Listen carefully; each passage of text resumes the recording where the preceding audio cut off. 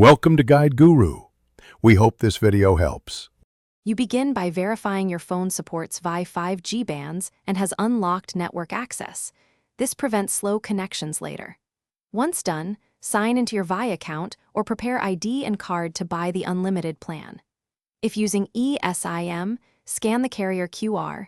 If SIM, insert and power cycle the phone to prompt activation. Make sure to note the SIM/MA and activation code. This speeds provisioning and avoids waiting on support while you proceed to plan configuration. Next, pick your exact unlimited plan options, like hotspot allocation or international roaming, because these alter speeds and billing. After purchase, confirm the carrier profile installed or manually enter Vi APN settings so data and MMS route correctly.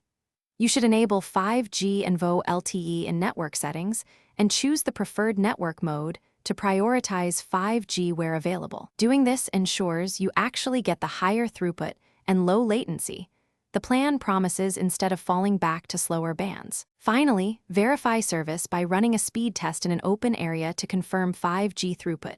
This isolates signal issues from device problems. Make sure the MyVi app shows your unlimited plan and any hotspot or roaming limits.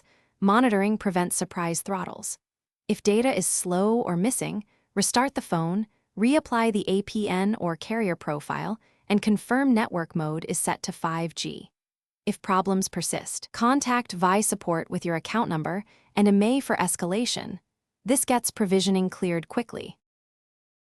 Thanks for watching. Consider subscribing if we helped you today.